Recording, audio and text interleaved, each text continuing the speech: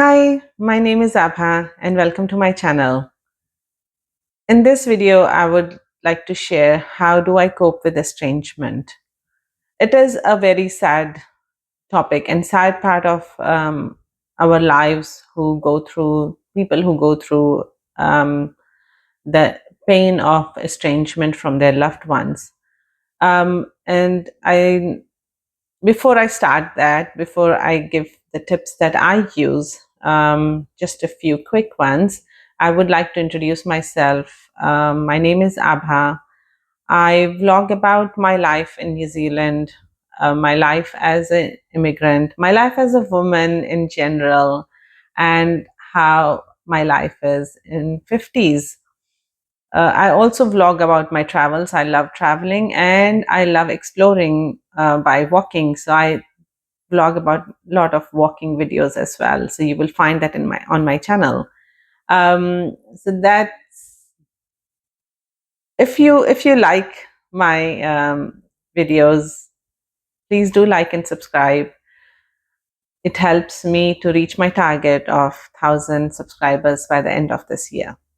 So let's get into my top tips that I use for coping with estrangement. Estrangement is such a hard thing to deal with. It is extremely sad part of our lives for the people who go through estrangement, long term or short term, when the other person stonewalls you. That is extremely heartbreaking. There's not much you can do about it, but what you can do is look after yourself. So, how I cope with estrangement, I will give you my top tips that I use. So, when you have someone who has cut off a loved one, a family member who has cut you off from their lives, when you think about them, which is all the time, you feel sad. It just breaks you from inside because of all the things that you think has happened in the past, the good, the bad, the life you have shared, and suddenly it's gone and they don't want to respond to you. So you go through emotions which feels like abandonment, which feels like they don't care, they don't love, um, and how can they do this to you? Why you? All those questions come and can be very distressing at times. So when that happens, we don't really need to wait until we feel those extreme emotions, because even though that pain is constantly there in our hearts, it comes in waves and goes with that intense waves that it comes up with sometimes. And as I have said in my past videos, I do go through that emotion. So um, I don't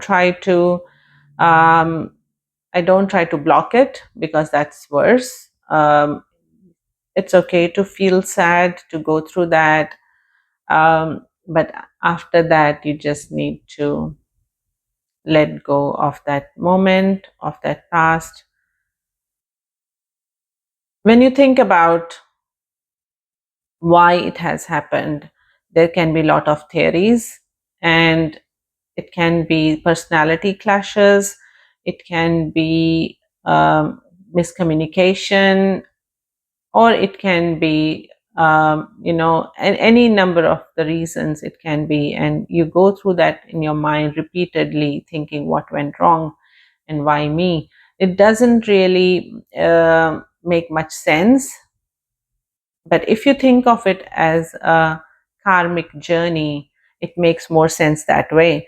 So what we go through is something that we may have done past, way back in past, when we don't even remember, before we existed in this body.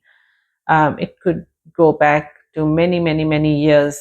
And we all have to bear with the consequences of our actions. It does not have to be necessarily in this life.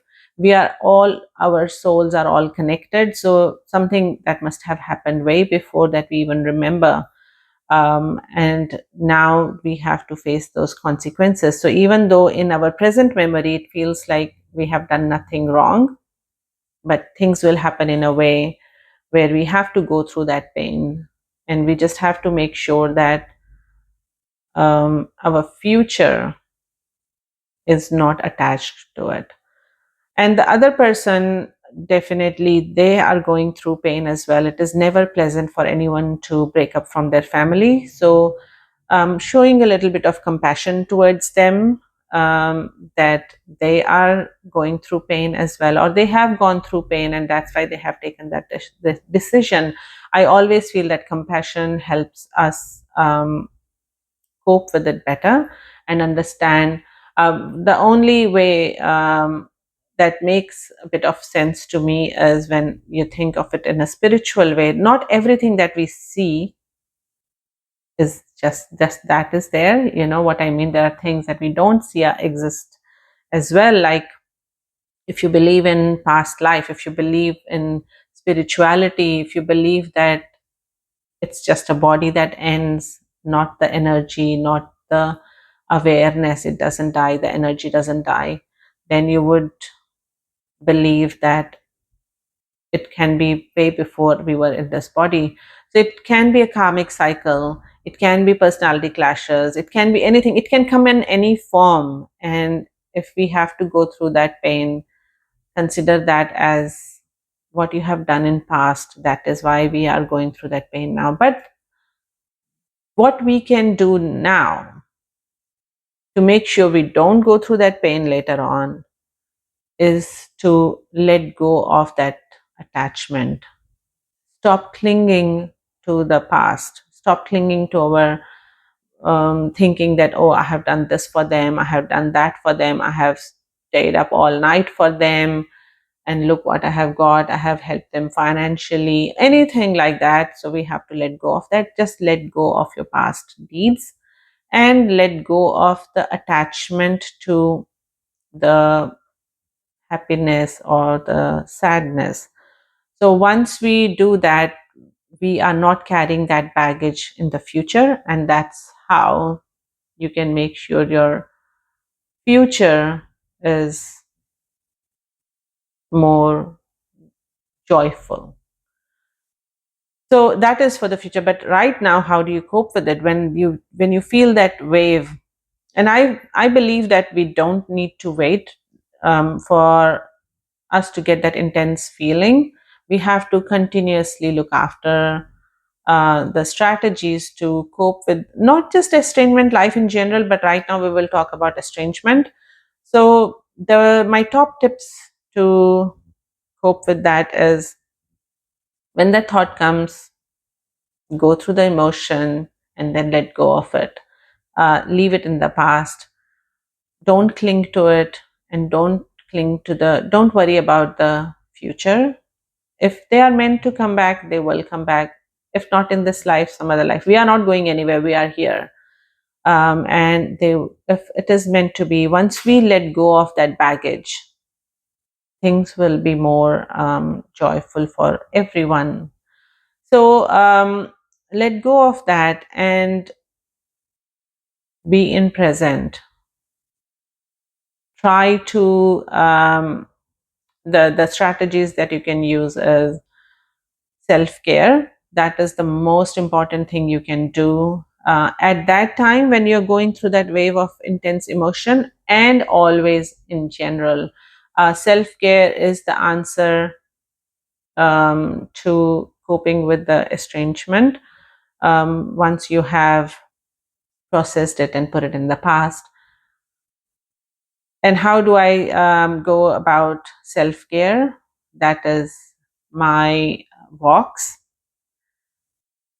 which so physical exercise keeps your good hormones, and it produces good hormones in your body, which helps you deal with, which keeps you balanced, um, in a balanced mental state. Then I go for hiking. So going hiking in nature, nature is the answer to a lot of our unhappiness. It just gives you so much joy. You can immerse yourself in nature. Nature is the therapy that works for me. So going on hikes, like at that moment you can't go for a hike if it is at night or whatever, but in general, if you keep going, I go on hikes all the time, so that helps me in that is self-care. um, Going for walks, going in nature, meditation, that helps you cope with it. um, Watching good happy movie that you like, some comedy movie, um, talking to a friend who, if you don't want to talk about the estrangement or you're feeling, just having a chat, going out for a coffee with a friend, that helps. The other way I also cope is by giving.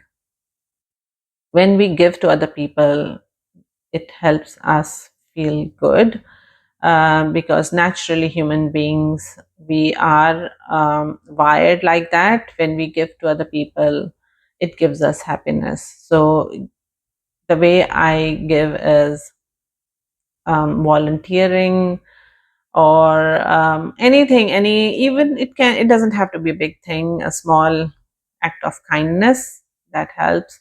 Gardening, I'm not a big gardener, but I do like looking after my plants a little bit whenever I can. So that is self care.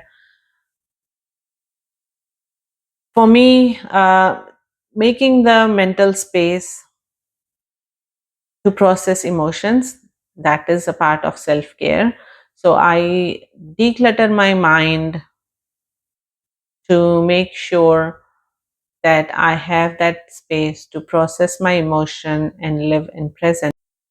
And how do I make mental space? That is by doing what I like rather than doing what I have to. Over the last 50 years of my life, I have done enough um, of things that I was supposed to. So now I'm in a position. So maybe not everyone is in that position. If you're younger with young family, that's probably you're not in that position. But if you are my age, with children who have grown up, who can look after themselves, you don't have to do what you don't need to. So, for example, um, I have cooked all my life, but then uh, whether I liked it or not, but now I cook when I feel like, or if my children sometimes, if they miss my cooking and they ask me if I can cook something special for them, then I do that. But in general, that used to take a lot of my time and that used to stress me out. So that is the way I have made mental space for myself, by dropping cooking out of my routine. Um, but I have taken up other things, like I like doing other stuff, like a little bit of gardening. So that mental space that you need to do, if you can make space for yourself to process and not stress about other things. When we had a pet, I didn't have to think about that as either. So I would get all the benefits of having the pet. We used to have a cat. Um, that was my children's cat. So they would look after the cat, feeding and everything, taking them to vets. So I understand not everyone will have that kind of that kind of thing in their family, because it's not, they're not there yet. But it is, I know it is, it can be a bit of a stress when you have so many things to do in your mind and you're constantly thinking, oh, I have to do this, I have to do that. And yes, taking care of children, taking care of pets, those are the things that take up a lot of, worrying about them takes up a lot of space in our mind. But once you slowly start, when you don't have to think, like in my case, I don't have to think what I have to cook next. That is such a huge space for me, where I can look after myself and I can do what I want. So that's how you can make some space, let go of the things that can wait or that you don't really need to, delegate your work so that you have some time for yourself to do things that you like. Staying mindful is another strategy. So being mindful about yourself is really, really important. Living in present, then that helps me cope. So I have to remind myself to be mindful, to be in present, and not to think about past and not to think about future. So that is another strategy that I apply. um, if you can, like I have started listening to and discussing Bhagavad Gita. So, any holy book that you believe in, that is another way of coping with estrangement when you have that intense feeling going through it. Prayers, that helps a lot. So, different people pray differently. So, whatever way you pray and you like, um, it gives you peace, then praying is another way I cope with estrangement. Not really following all the rituals and stuff, but in general, praying. So it can be of any form, whatever way you like. So that is another way of coping with estrangement. And the most important thing is to forgive yourself and to forgive the other person. So that brings you a peace of mind. It is, I feel that it is easy to forgive other person. May not be true for everyone else, but for me, it is hard to forgive myself if I feel that I have done something wrong in the past, or I could have done something differently, and that may have avoided the estrangement. um, so just forgive yourself. You have done the best you can. The intentions were right. If the other person has taken it in a wrong way, there's not much you can do. So forgive yourself and forgive the other person. The last and the most important thing that you can do to deal with estrangement is bless the other person. Pray for their happiness. Pray that they are not going through the pain, because it's not an easy decision for anyone to break from family, from their loved ones. So that is self-care as well, and that will give you peace of mind. So please do, whenever you think about that person, keep blessing them. Pray that they are happy and not going through the pain. So those are the tips from me, on how I deal with estrangement. Hope some of it will be helpful to you. Please do share how you deal with that. If you have gone through or going through estrangement, um, and you can share that here. So please do feel free to leave a comment. Thank you for listening to me, and that's it from me for this video for this time. I will talk to you soon, but until then, take care.